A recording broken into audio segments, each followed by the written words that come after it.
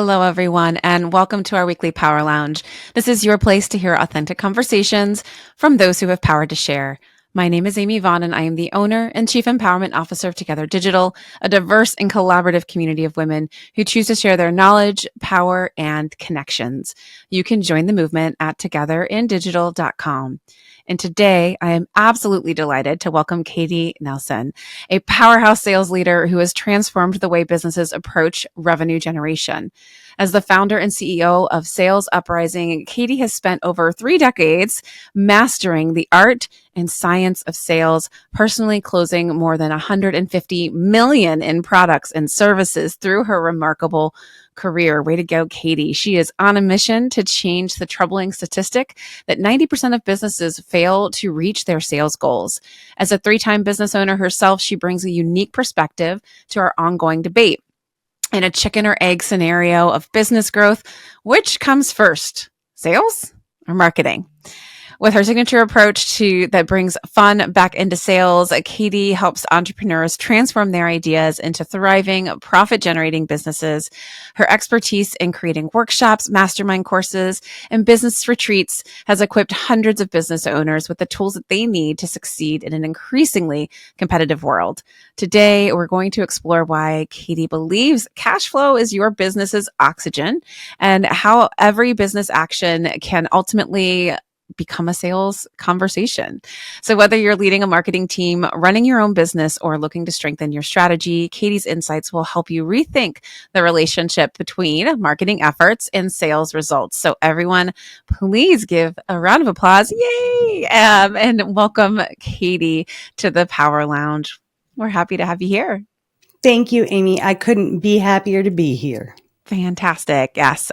We are a common connection from our fantastic Molly Rowland, who's a member and our podcast team leader and producer and sponsor. We love Molly. So again, whenever it's like good people connecting good people, it's just going to be a good thing. And, sales and marketing, our organization, we lead more, God, it's so Friday already, lean more towards marketing, and we shy away from the sales. It's scary making the ask and doing the thing.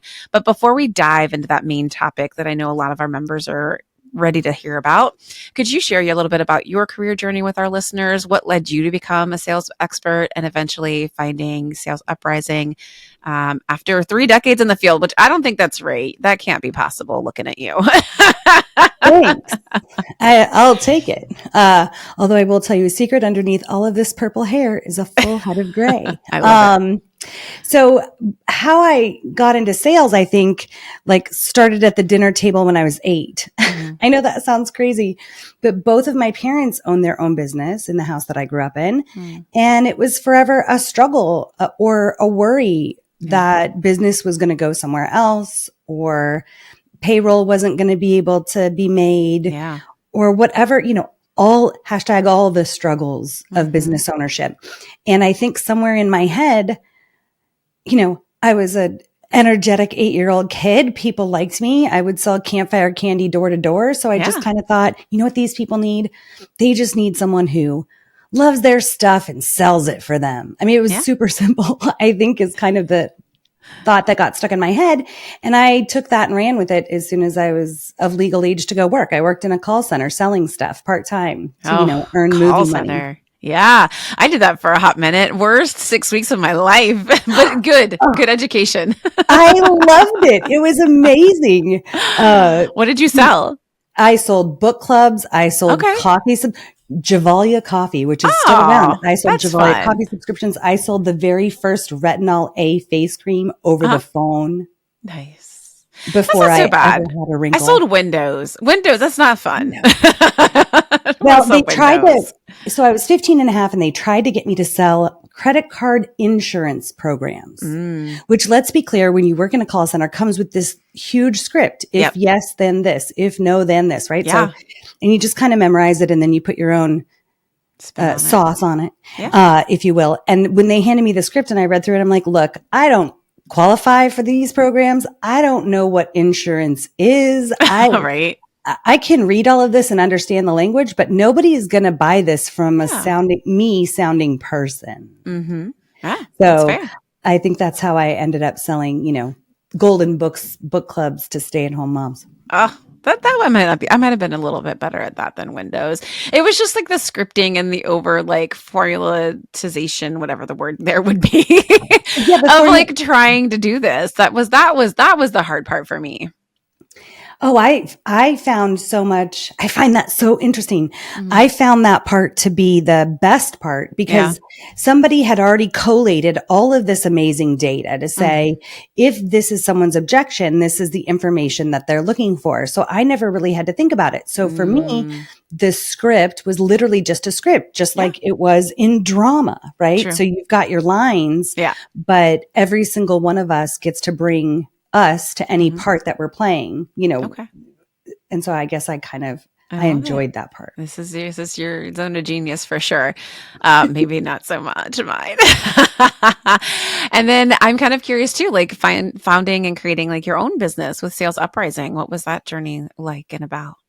That journey was like climbing up a mountain and then falling down a mountain and then deciding to climb up a mountain again. So I became an entrepreneur the first time on accident. And what I mean by that is I didn't give too much thought to it. I was in my early 30s and a mentor of mine in professional services and staffing said, "Hey, I want to start my own business.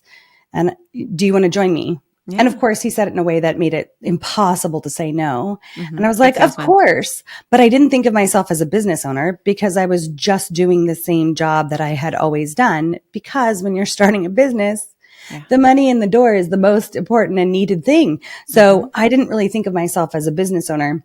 That business ended up sadly never getting off the runway because now we had made six figures in 12 months. It was beautiful. We just didn't have enough runway for what the market could bear at that time with sequestration and the continuing resolution. Some people may find that to be applicable today.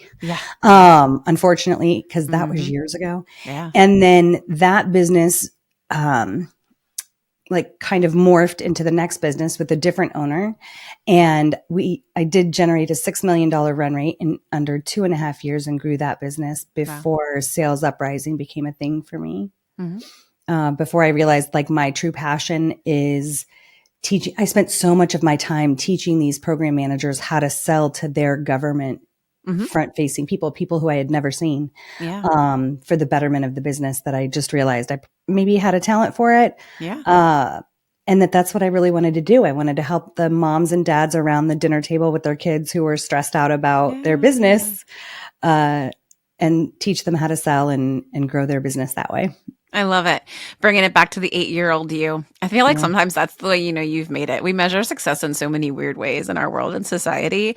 And for me, it was like that moment when I was like, oh my gosh, I just made my 8-year-old self so happy. I'm doing the kind of work that me as a child before the rest of the world got to me, like would have loved to know that that's where we ended up and that's what we were doing. So yeah, I love that. Love it.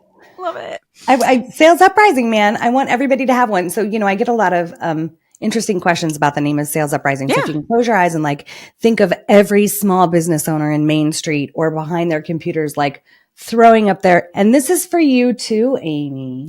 I heard you, to say, phooey on it. I'm just going to go sell because at the end of the day, if that is the one thing that you did, if you could battle and have an uprising against all of your mind demons about sales, your business and therefore your life and your customers' lives would be better. So that's where that comes from. I love it. Yes. Cause you're right. I mean, I think all us entrepreneurs could have a better relationship with sales, and women in particular. I think it is something where we struggle, right? Cause we're not socially conditioned to promote ourselves, or it's not seen as something that's attractive in a woman if they do that, in professional societies in some circles. So yeah, I can totally understand why some people hold back on it, but you're right. It is the lifeblood of everything. Like you say, it's the oxygen to your business, which we'll get to more soon.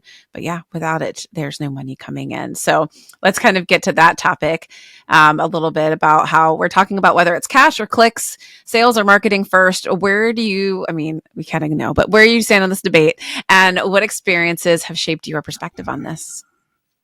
Oh, you'll have to remind me of the second part, the heftier part of the question.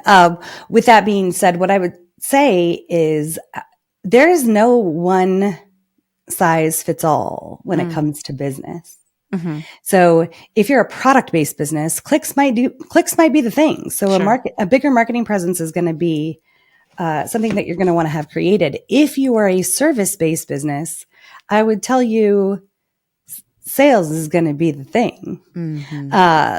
Service-based businesses are much more dependent upon relationship. So if you think about, there was a lovely woman in the Together Digital community that commented, and she creates genealogy, Uh-huh. right? So Wendy. like Mm-hmm. legacy boxes, right? So in an effort for someone to know my family, like I want to know who they are. Mm-hmm. So she has to spend much more time marketing ultimately, but the sell has to do with her relationship with the human. Absolutely. Right? Bots don't buy. No. If they did, I'm sure algorithms would be they'd be even better. We would love them instead of hate them, but that's just not, I haven't outsourced the buying of my life to a bot at the moment. So sales is really the thing. And I would tell you, you can sell without a website. When you're first starting your business, after you get your tax ID number and you set up your bank accounts, and maybe you have some thoughts on your logo or your tagline or all of these things, you don't really need to do a whole lot with it. Mm-hmm. You need to figure out what you want to deliver to your customer, see if it's sellable, and then you can grow everything from there. Yeah. You can have the most beautiful idea of who you are as a business, what your business is called, your taglines, your fonts, your branding, like the sexiest branding. And all the people to create that, right? Yeah. And if it's an idea that no one will buy, it doesn't mean anything. Oh, I think you just made their heads, all of our members and listeners' heads explode. You can sell without a website. What? Katie, sell without a website. Girl, look, you know what? Oh my gosh. I'll be right back. I have to go grab something. Okay. Oh my goodness. I know, seriously, listeners, your heads are like, wait, what? Spinning. But Katie, just going to make it make sense. So I had to go get my Google profile re-verified. This happened to anybody lately? Right. So I put up all of the things for all of my business, and I found this hilarious old piece of marketing. Mm-hmm. You guys see it?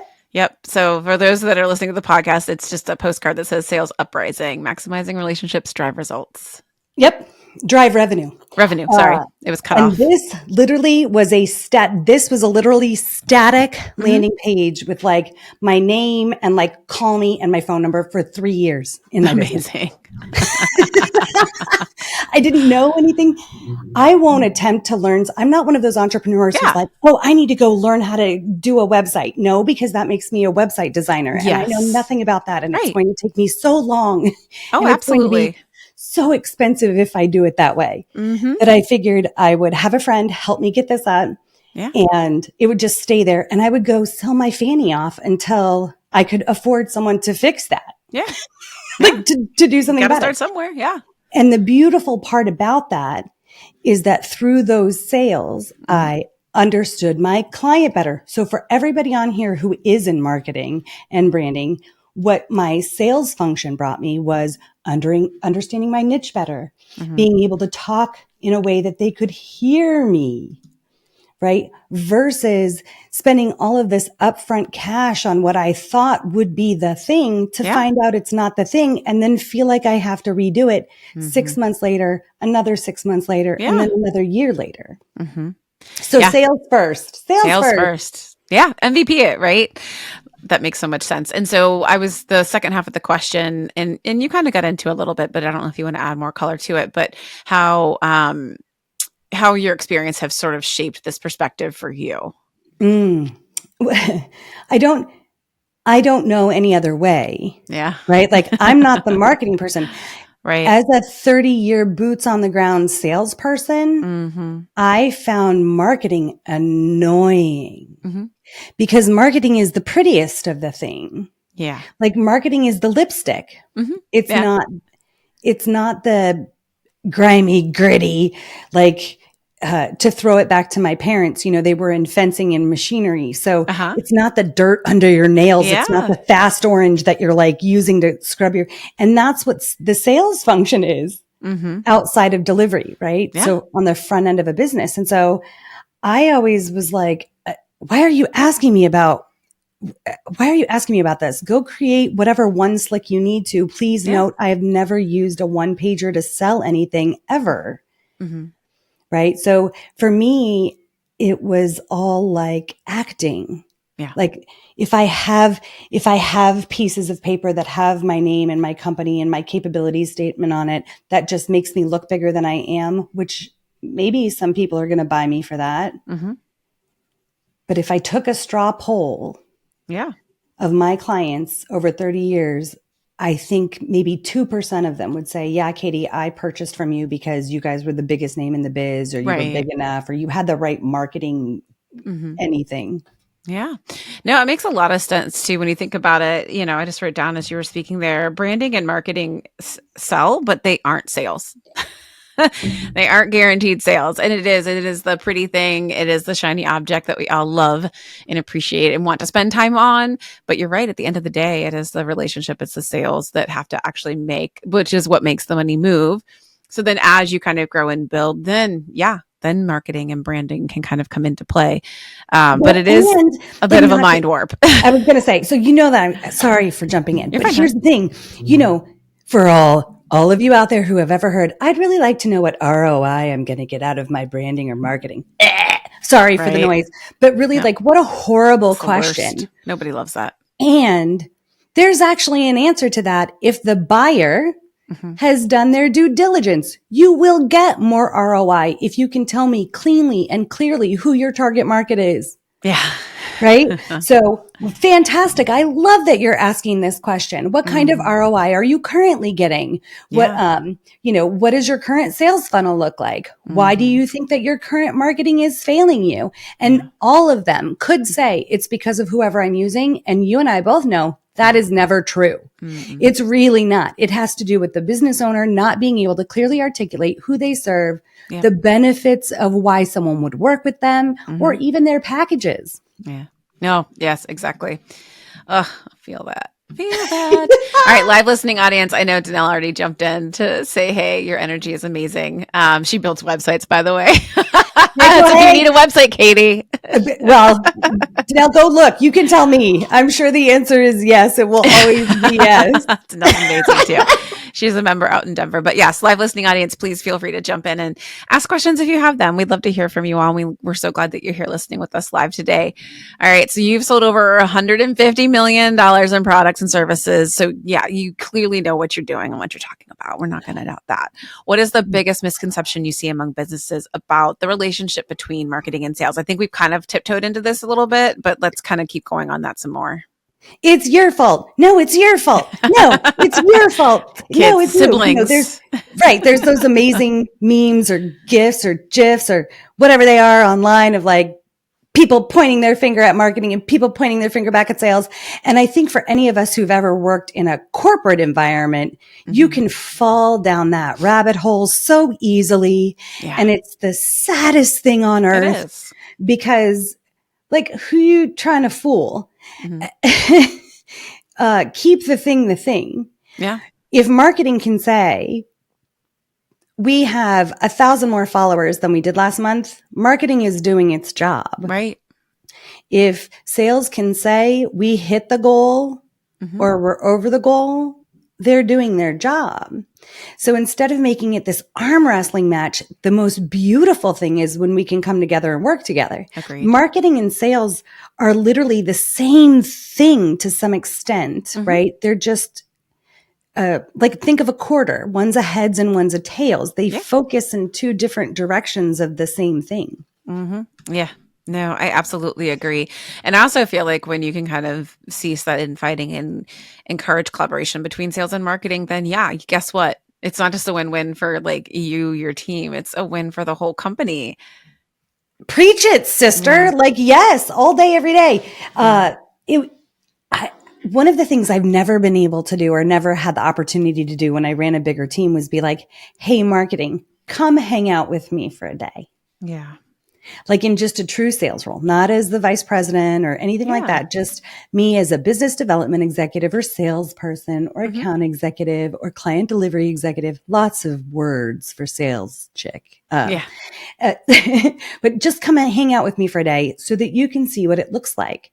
to actually dive into. You're asking me questions that I may not be able to answer, but if you could hear the conversation, you would know your answers. You'd be able to fill out the Mad Lib. Yeah. And what I mean by that is I could have 10 juicy, sexy, revenue generating conversations in a day.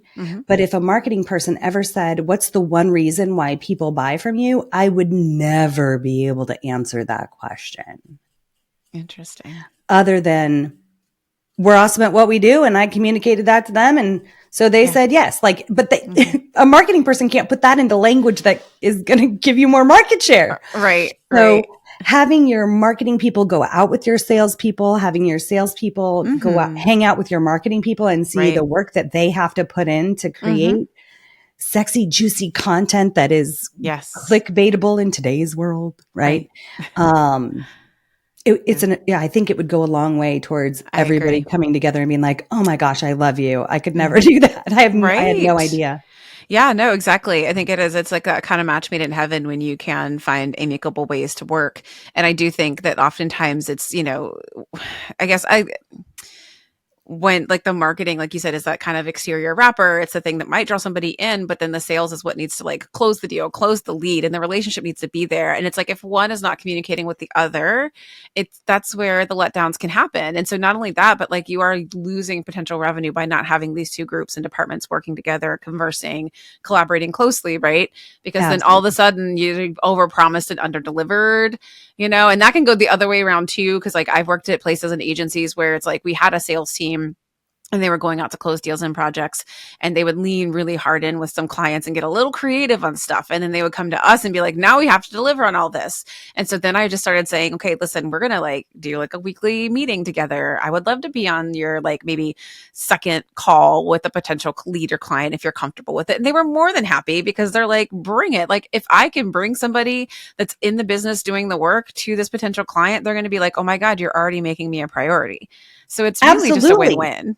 Absolutely. And what it does is also informs how you put together, it gives the entirety of the company the opportunity to hear what clients really want. Yes. Right. Through the noise of, I also want to be special. So one of the things that I find specifically in the marketing space is that y'all have an entire does everybody know like Brazilian steakhouses and how they have salad bars that have 99 different things because you can have an all you can eat salad bar at the steak joint? So y'all's offerings are kind of like that. And I can go up over and over and over again and get different combinations of things. One of the biggest challenges that I challenge everyone with is thinking about the most common denominators and making it as simple as possible for your salespeople to sell. Yeah. Or for yourselves to sell, right? Yeah. Because the more you can come to commonality, the more efficient your sales life cycle is. Right. Everything else outside of it can be an upsell or a continuation of the relationship. That's a great point. And when we're looking at our clients, how many of us would say that our clients know what they need? Yeah. Nobody's raising their hand. I can't see any of them, but I know they're not raising their hands. They're all going, Katie, that's not true. We have to educate them about the appropriate way to do everything. If I use me as an example, I've now Sales UpRising will be 9 this year. And I still couldn't tell you what I know from a marketing perspective. It's horrible. It is. It's hard. You don't. And then my favorite client was the one, and I let her go right after that. This was actually like not even straight. I was pretty much straight out of college. I'll know what I want when I see it. I was like, no, ma'am. No, ma'am. We cannot afford to do that. Right. Thank you very much for letting me know. You know what? I've got another call. Yeah. Goodbye. I'm late for a meeting. Definitely reach back out to me. Right? Yeah. Never. Yeah. And, even as a business owner, even I feel bad when people are like, so Katie, even the most simple things.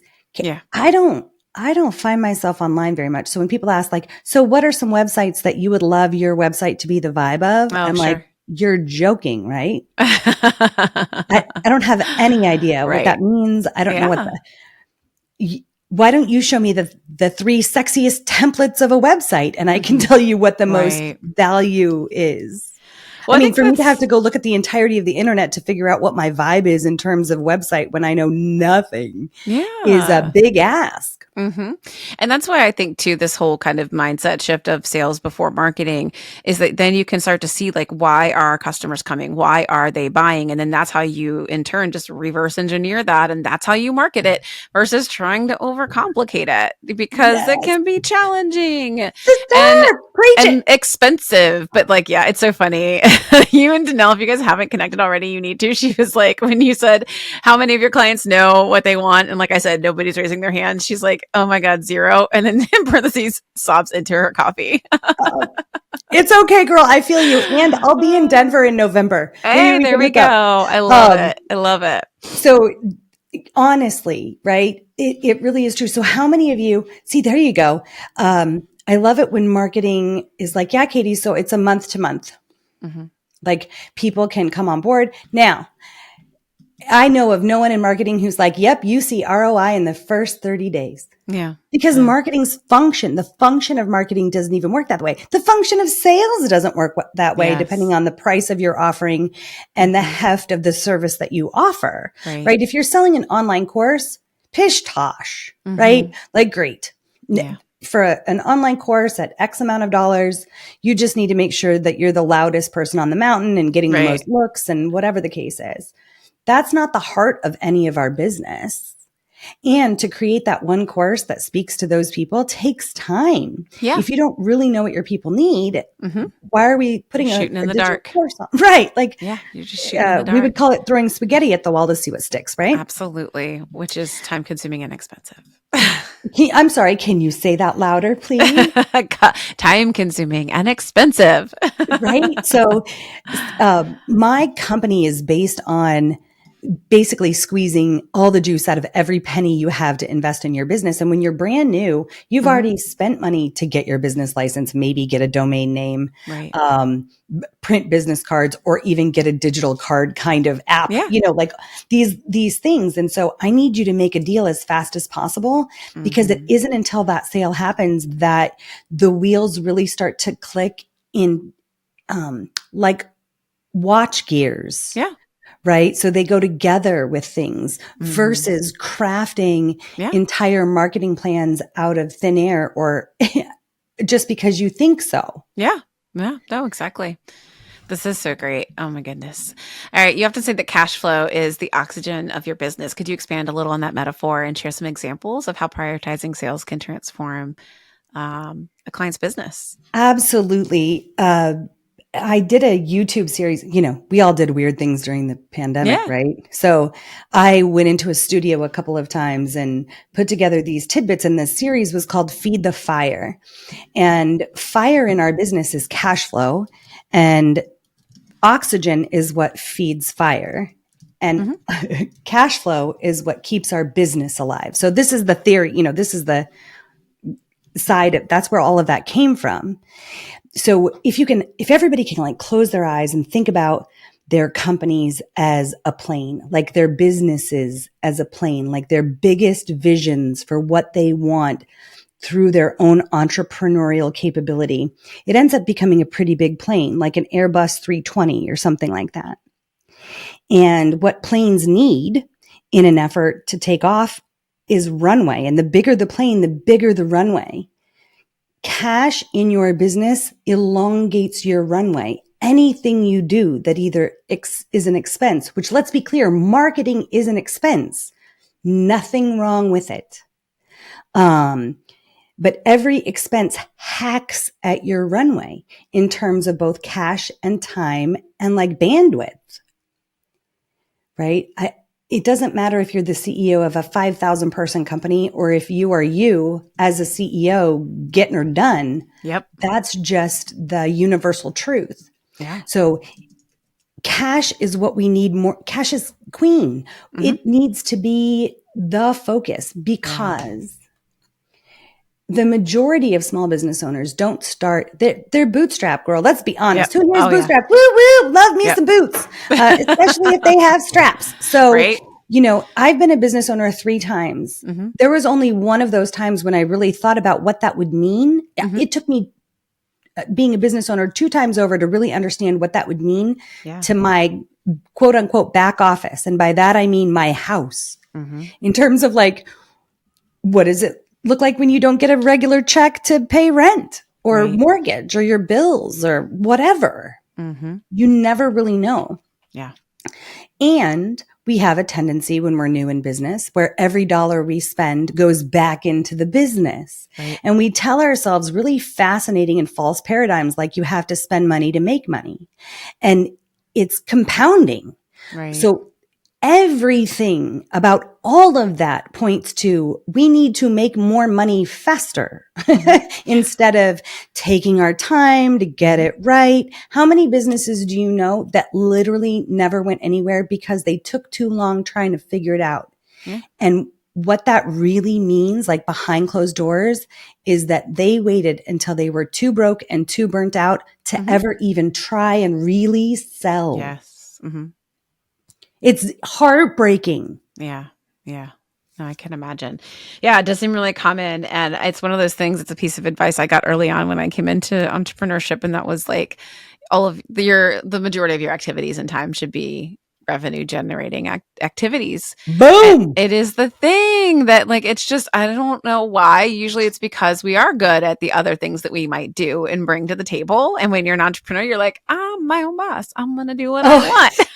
Right. And there's always that like, ooh, Katie, I'm so excited. I got to fire my first client. Like this is like this bar of like, now I know I'm really in business because I got to not work with someone who I would normally have had to have worked with. Yes. Right. It's revenue generating activities. So I guess this is the other thing. So context, you and I talked about how there's the context of a thing. There is a marketing pipeline and there is a sales pipeline. So for anybody on who's listening to the podcast that's like, yeah, Katie, so I don't understand where these two rivers meet. Like, how does this look? Yeah. What does this look like? If you picture a traditional funnel and all of the activities that marketing do, that funnel sits directly on top of a sales funnel. Where they meet is at prospects, right? And so there is this handoff. There has to be this handshake. Yes.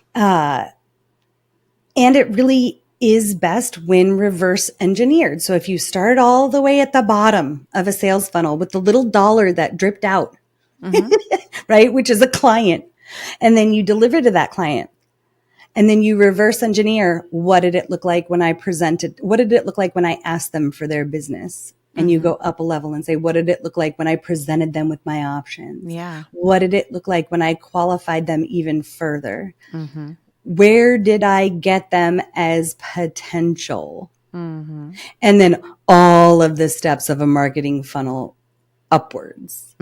That is how we can, if we focus on the dollar first, that's how we create businesses that are cash flow heavy, as long as that's the focus. Right. Because that dollar informs every other piece.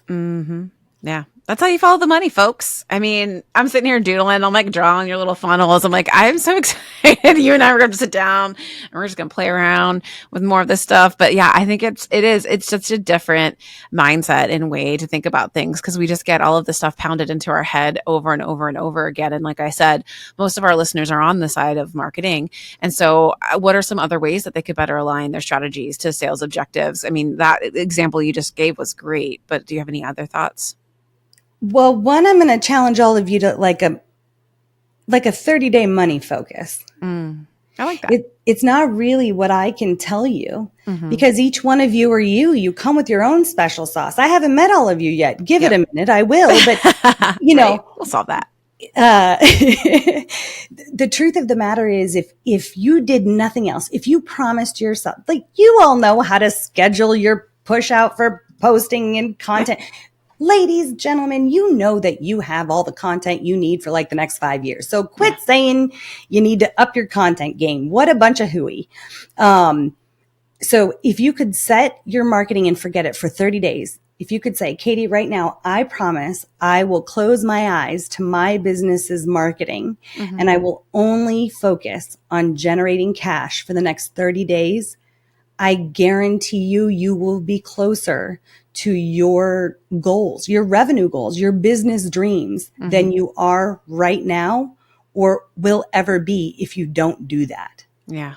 As a matter of fact, look, Amy, I'm going to give you homework. Yay. After 30 days, so on April 7th, right? 30 days from now, whenever you're listening to this, I want you to get in touch with Amy. And I want you to tell her if you made hold me accountable. Put it in the right. If you're in the community, put it in the Slack channel. How much money have you made? I love it. Yeah, let's do it. Why wouldn't we? Because then it begins to beg that question of really analyzing for your business, what are your most revenue generating activities, right? And you have to maybe do a little bit of thinking and digging, again, based on your product, based on your service, whatever that might be.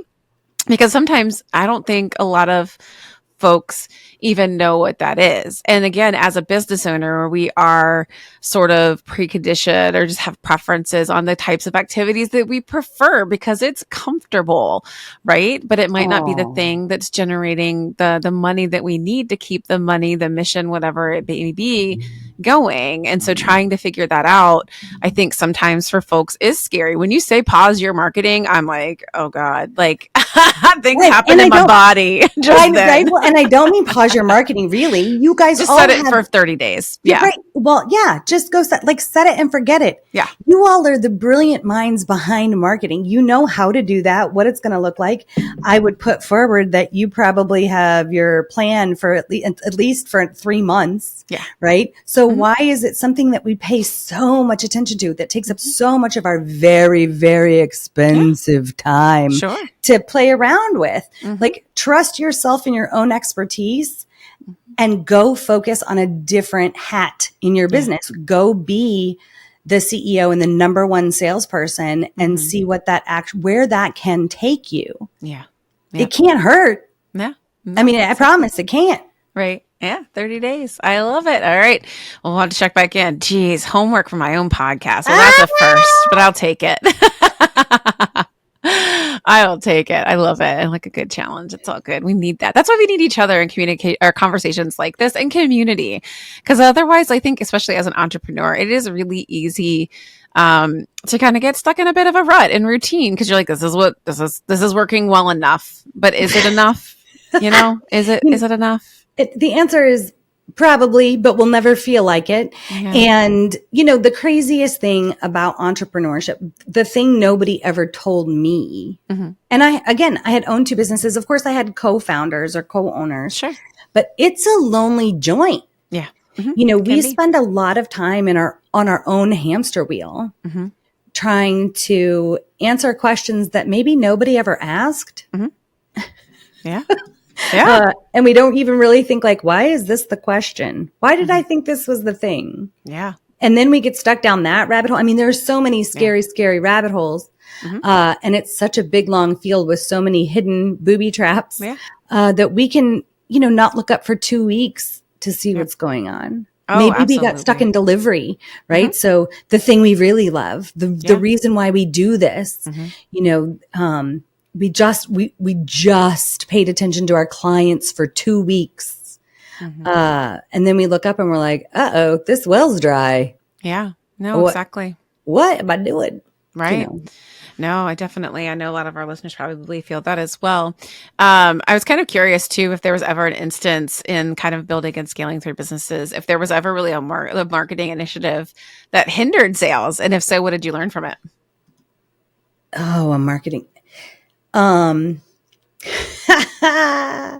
So a marketing effort that hindered sales, I'd have to go back and look to see if ultimately the marketing has paid off. But for me, what that looks like is getting too lost in the marketing to have a sales effort. That's really what it always comes. I literally have to outsource all of that. Otherwise, I will be the proverbial person staring online to see if I got likes and clicks and scrolling and seeing if people subscribed or unsubscribed. I mean, it gets to which let's be clear, none of that is the point. What I care about is, hey, is my calendar filled with juicy sales calls? Right. But when you are so close as an entrepreneur, so close to the marketing, you're very much like Sally Field. You just want everybody to like you. Right. So I have absolutely gotten caught up in that and like from some bad trip or dream, like woken up going, wait, what? I don't know that I care about any of that. I only care about the people who heard it and get it and want it. Not all the other people. So for me, it's very easy to lose the thread of the purpose of marketing. Yeah. Because it's huge. Marketing is a huge umbrella. Sales is sales. Sales is like the simplest of the things. I hate to tell you this, you guys, but the reason why you want to care about sales is because it's so much simpler than marketing. Marketing is this like umbrella that has all of these spokes and they're each their own thing, right? So PR, branding, digital, and then even digital has its own little baby spokes that would just make for a funny looking umbrella. But in-person marketing, it's wide, it's huge, it's varying, it's massive. Yeah.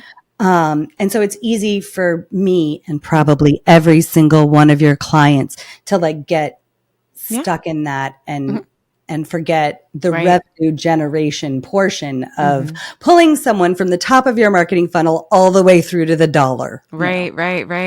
Yeah, I totally get it. And it's kind of hard to sometimes always put thoughts in words too, because it's like you keep seeing it time and time again, but it's out there and it's happening. And I feel like we've actually touched on it in the podcast a couple times before, where it's like we become so in love with the idea of what we're selling versus the actual sale, right? And then we kind of get into our own little way of, I'm trying to think of what it was. Gosh, I literally was just having a call this morning with Bridget. Bridget, what did I say? She's probably not listening right now. I think she had a client call, but we were talking about so my husband works for an AI company and they were trying to create AI agents where you could actually not just talk to and create people, but you could actually talk to a product.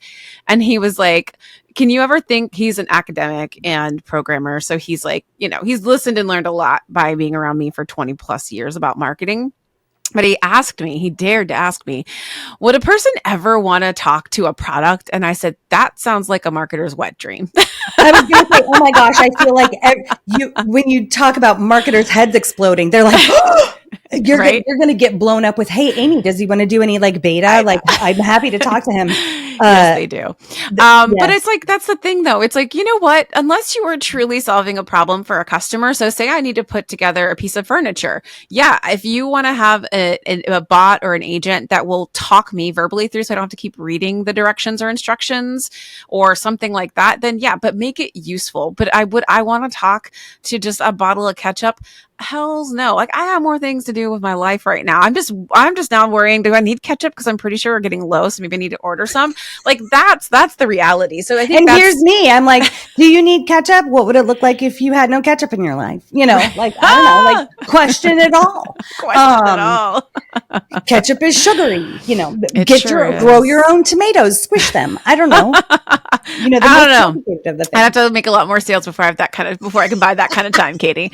But that's what I mean though, is I think sometimes by marketing, it's like, we get so excited. And again, I am a former creative director and will always be a creative director deep down in my core. And so yes, love brilliant, big conceptual ideas. But at the end of the day, are they creating the sales? Are you solving the problems that are truly out there in the world that are happening for people? And if you aren't focusing, like you're saying, on that sales and putting that first and then reverse engineering, then you're kind of just making a bunch of stuff that really nobody gives. You're just kind of adding to the proverbial garbage of the advertising universe, which honestly, at the end of the day too, I don't mean to go like totally down a rabbit hole here and get on my soapbox too much, going into two directions at once. Sorry for all my ADD friends that are riding along this train with me, but you really are like, you are adding to, there's carbon footprint to the stuff that we put out there, right, as advertisers. So it's like, if you can't take anything else from this too, like maybe just think about it from that perspective, right? Like you're not just doing a good thing for your potential customers and clients and business by focusing on sales first and then reverse engineering your marketing. You're also saving money, time, planet. I mean, come on. It's a win-win-win. I completely agree with Rant you. over. I had a friend who was in marketing who she was the first person who said to me, content is spam. Yeah. And, we would arm wrestle about that concept. And to some extent it can be true. Marketers, my favorite thing about them is that their brain is constantly working towards solving the riddle of how can you say this differently for this target market so that they can hear this message, which I love about marketers. I would also put forward that somehow, this is a mistake that I made, and I have to be very intentional in thinking about it. Sales is a very creative function for your business. If you close your eyes and you think about your top 10 clients, I would bet that they weren't all sold in the same way because humans be different. Sure. So don't forget that your creativity can be utilized in your sales function as well. For the longest time, I just thought, you know what? Sales is like the most mathematical of the thing you get because you hear it all the time. Like, even if you're bad at sales, you'll close 10% of the deals. Now, that's absolutely true. If you're a huge corporation, you're on a regular cold calling track, all of these things. If you're a business owner who only wants to talk to qualified people who are potentially interested in your services, it's going to look vastly different. And so just don't forget that you don't have to take the creativity out of who you are in an effort to sell. Absolutely. When I told my people on a stage once that like, I always thought I was the least creative person ever. I wasn't the person in my house who like embroidered stuff or stamped cards or was quote unquote artistic at all. I got so much pushback. And what my people said is, Katie, you like the words that you use just to make things available to people and the different types of perspectives that you put forward is vastly creative. And I really had to think about it all differently. So I would challenge everybody who thinks that sales is like such a dry thing. You have the capability to be as creative as you want in your sale. And I was going to say, I oftentimes think that it's funny. I think after a while too, once you know your product or your service inside and out and you truly do believe in it, like you are selling and you don't even realize that you're selling. And that's to me like the best kind of selling, right? So I'm kind of wondering with that and the homework that I have, you say every business action is a sales conversation. So with this kind of perspective shift, like how can business owners like myself implement this mindset in their day-to-day operations? I'll give it to you guys easy because it can start from a marketing place. So every conversation you have, whether it's online, in person, heaven forbid it be on the phone. Wait, what? Those things, you can talk through those? Yes, I love it. Just to hear someone's voice. Imagine not being, for those of us that may have, more neurodivergence than others, if we could just listen to a voice, how could that help us? So all of that, how you present yourself is your marketing, is your in-person marketing. And so even without, quote unquote, being pushy, you guys have no idea how hard that is for me to say. But I know that some of you all feel that way, or being salesy, not a real word. Try to look it up. If you are just being you, this is what I mean by every conversation is a business transaction. Just by you and I having this conversation and educating people, or literally just enjoying each other's company and having a great conversation about things that you and I love, it has the ability to turn into business. Right. And you never know where that's going to be. So, so be that all the time. You love your stuff. You're the expert at this thing. You help people. So just embody that everywhere you go. Love it. I agree. I think that's where it's gotten easier for me over the years. Is like I just kind of get into my zone, and then I'm like, oh, didn't realize I was selling it. Didn't realize I was like, I'm just gushing because I like what I do, and I believe in our mission and our members and our community. Because I've seen directly, having gone from member to business owner of the organization that I was a very member of, that like this can be a life changing experience and Yes, opportunity, praise and it it. doesn't feel like a sale at all. It's just the damn truth, people. And at the end of the day, so I think, the truth. We don't have a whole lot of time and we're not interested in getting into like the world at large. Right. But we need 10 more hours. Right. I'll call you later podcast. with a cocktail. Girl, let's do it. We get to decide who we are. Like there are words that we use to describe ourselves. And I would bet with 99.9% certainty that the majority of your membership and listeners to your podcast are integral people, meaning that they're very, very honest people. Mm-hmm. So you don't have to worry. Mm-hmm. You don't have to fret. You don't have to put a whole lot of time and energy into being something you're not. And mm-hmm. if we're talking about creating longer runways, how great is that? Yeah. Truth as an efficiency in business. Imagine that. It's the best. The reason why it works for you to sell that way is because it is true. Therefore, it rings true. I'm sure there's like a neuropsychological reason why truth rings. Yeah. Is a saying. I'm sure we could look that up. Ooh, now I really want to look that up. See, it's not just you. But it also, it is one of the things that your buyers want. Mm-hmm. Yep. Whoever you are, whatever your target market is, your buyer wants to believe you. So if you're just telling the truth, you never have to worry about it. It can be the easiest thing. Yeah. Trust. This is what it looks like. Yeah, and you don't have to be concerned about it. You've done all of the amazing marketing work. Mm-hmm. You've got potential people who want to pay you in your pipeline right now. Yeah. So just go be honest with them. Yeah, I took a look at your website. You've got X, Y, and Z going on, girl. It's no bueno. Mm-hmm. Yeah. Do a favor. No, I love it. All right. There's a statistic that you cite that 90% of businesses don't reach their sales goals. Womp womp. It's pretty staggering. What are some of the reasons why you feel like this is such a statistic? Yeah. I think the last time I looked it up, it was like 98% of solopreneurs don't hit 100K. Mm-hmm. Yeah. That sounds about and right. The reason for that is everything that we've already mentioned. Their focus and intention is elsewhere. Yeah. Instead of choosing very purposefully to go figure out how much the people they think they help will pay them to do that very thing. Yeah. If you focus on anything else first, every time you do that, you're putting a boulder in front of your success. Mm-hmm. And so when we do that too much, the mountain becomes too high to climb. We can't overcome it. Yeah. Every single person who runs a business understands that in addition to choosing to be a business owner, you have the ability to decide whether or not you want to be a CEO, a founder, a president, like just the title of what you are. And regardless of what you call it, it's a whole thing. Just like the title of mom or partner, or like those are also whole things.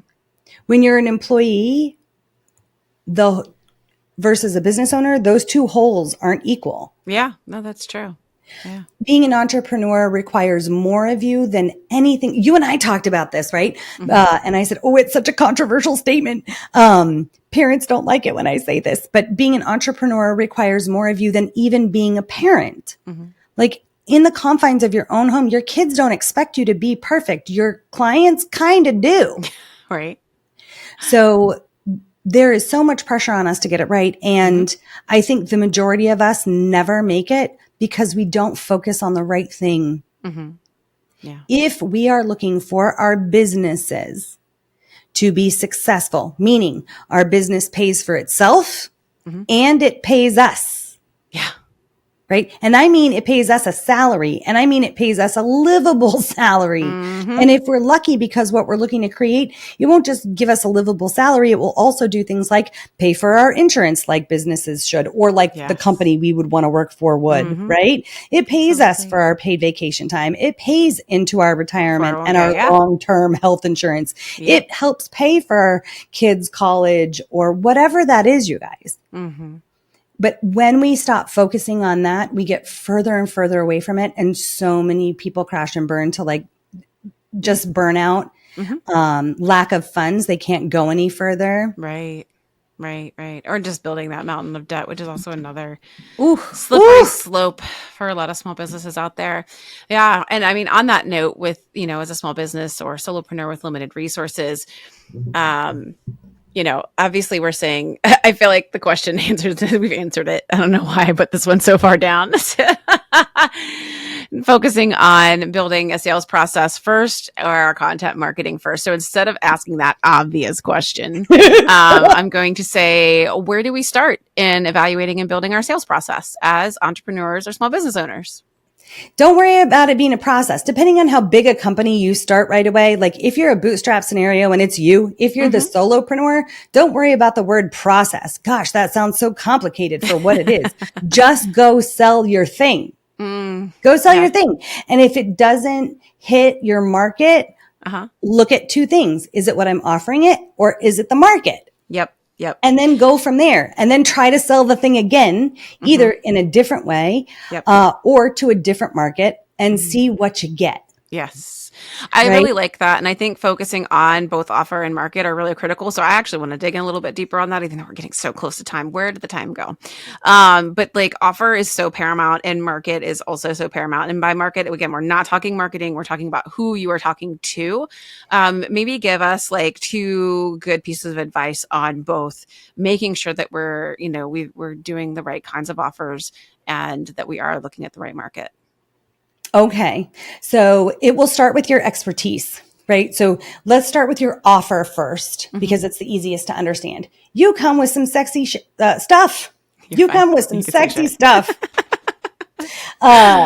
So you're going to move forward in that vein. You started a business because of that very thing. So start with that. Start with what you think is your sexiest, juiciest, like everybody's going to want to eat it up with a spoon. You think in your mind, it's the easiest thing on earth to understand. So start with that as your offer. Now you're going to pick a market. You're going to pick a niche, is what Amy's talking about in a different way to say it, since we're marketing versus market. You will know if you have it right after 90 days. If you are highly focused on your niche for 90 days and you don't get anything, it's the wrong niche. Yeah. And that's okay. You will have so much data about why that's the wrong niche. You'll have language that will point you to the right direction. So it is okay if you are adding a niche, or if you are subtracting a niche and going in a different direction. Do it sooner rather than later. Yeah. I think would be, in an effort to stay in time, that's what I would give people. I think that's great advice. Yeah. And definitely looking at your market. Can they afford what you're selling? Are they truly your market or not? I think that's sometimes hard to acknowledge and realize. Or you may just not know. Yeah. So ask. Don't forget when you're talking to your people, like ask for budget. I know you guys. I know. I just heard every single one of you cringe. Knock it off. Do you like, let me put it to you a different way. Do you like getting super excited about something and then hearing the price and having your heart fall and be like, oh, I love you, but that's just not me right now.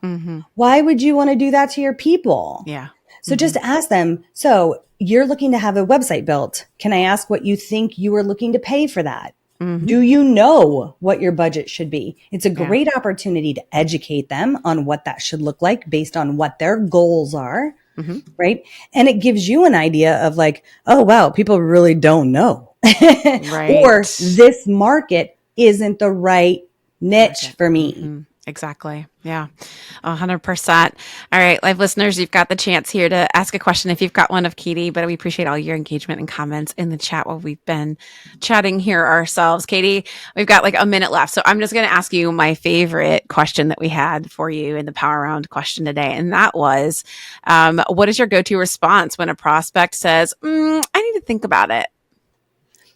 Great. What do you need to think about? I love that. I love it. You guys, at the end of the day, sales is a conversation. I know people will say sales is education, sales is a solution, sales is all these things, but really you're talking to somebody. So if somebody said, I need to think about that, my question would, one, they should never ask that, because at the end of your presentation, you will say, is there any other question that you have, right, for me that I can answer that will let you know I'm the right company for you? So ultimately, they should never ask that. You get ahead of that question. But if you have forgotten to ask that question and they say, I just need to think about it, I love that for you. What exactly do you need to think about? What questions do you have that I can answer? What's your timeline on that? How long are you willing to have this be a problem or a challenge for you before you're ready to take care of it? I love that one. That's a good one right there. That's money. Cause yeah, they're just sitting there. Again, if you have the right audience, right, the right market, and you have the right offer that feels like stupid to refuse, right? And then they still have this. Oh, that last question. That's perfect. I love it. I have to play that one back a couple times. Well, good. And ladies and gents, add it earlier. When you're qualifying your people, before you ever present the amazingness of you, ask them all these things up front. How long? Yeah. How long are you willing to let this continue to be an issue? How much longer do you want this to keep you up at night? Because I can just solve it for you right now. The sale doesn't happen when you ask them the question about whether or not they want to do business. It happens way before that. Yeah. So we should never leave any opportunity for a question like that to be at the end. Yeah. That's fantastic. Well, on that phenomenal advice, we'll go ahead and wrap it.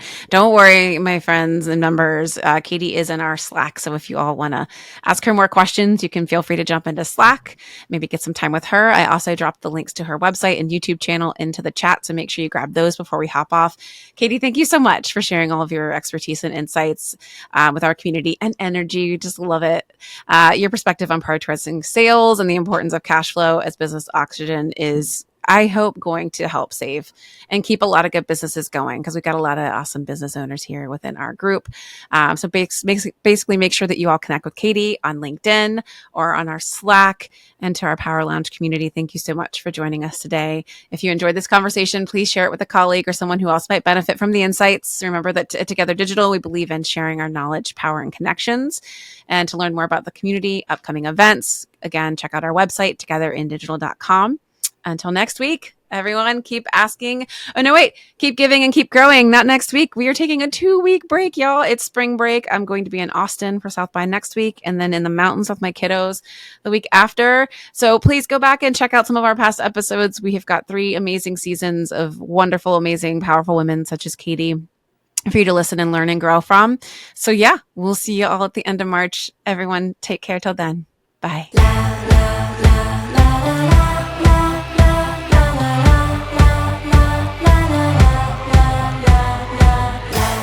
Produced by Heartcast Media.